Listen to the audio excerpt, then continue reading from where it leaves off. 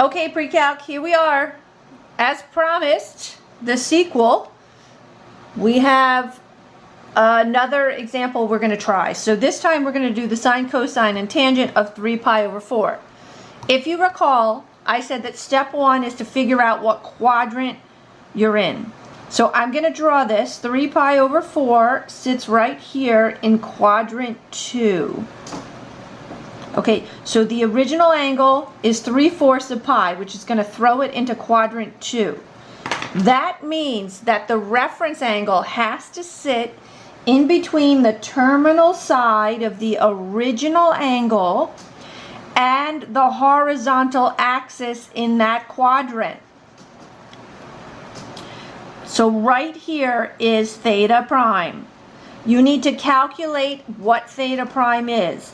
So theta prime in quadrant 2, remember how you do this. In quadrant 2, I gave you guys the rules. Right, we talked about in quadrant 2 how you find it. So in quadrant 2, the calculation is theta minus the original angle. So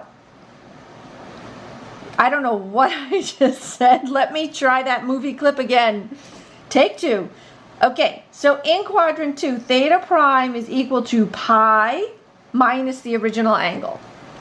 So theta prime, therefore, is pi minus the original angle, which is 3/4 pi. So if you have one pizza, you eat 3/4 of it, you're left with 1/4 of it. So pi over 4. So this angle right here is equal to pi over 4. That is the reference angle. It's pi over 4. And if you know that the reference angle is pi over 4, you now should know what these angles, the magnitude of these legs and the hypotenuse are, right? Because if this is pi over 4, then that's your 45, 45, 90 triangle. That's your 45, 45, 90 triangle. So the legs are 1, 1, radical 2. And I know some people like to put the plus or minus on the legs. Like I've seen some people like to write this guy as -1 because it's on the left side. That's fine if you do that technique.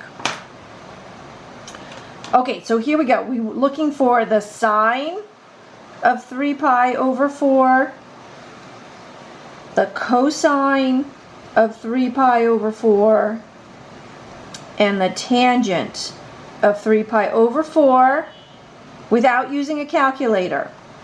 So that means we have to use the reference angle plus the plus and minus of the quadrant. So now if we remember what we just did before, all students take calculus. I keep wanting to say all students talk calculus, but I gotta let it go.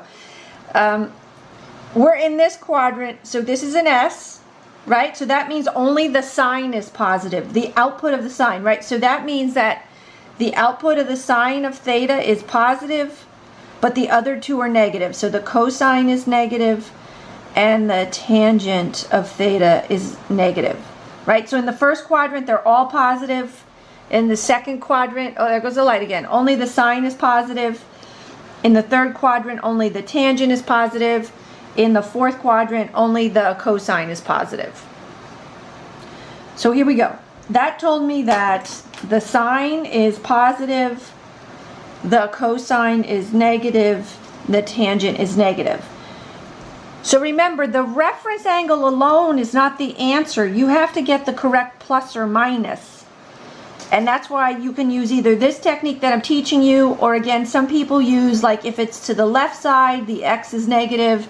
If it's below, the y is negative. So that's another technique people use.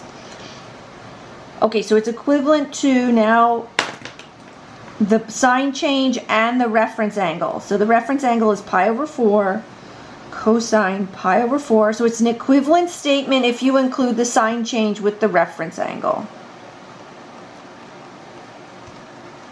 All right, and now I can evaluate the sine of 45 degrees. The sine of 45 degrees is the opposite over the hypotenuse. You can leave it like that, or you can rationalize it. I don't care on test 3. Cosine of 45 degrees, adjacent over hypotenuse. Just watch your signs, right? We knew this was plus from before. This guy's going to be negative. 1 over radical 2. Again, you can rationalize it if you'd like. I don't care. Tangent of pi over 4. So the tangent is the opposite over the adjacent. It's 1 over 1 or simply just negative 1. Okay, gang, I hope that helps. I'm going to be back with at least one more video from this section, so we'll keep on this. Catch you again. Bye-bye.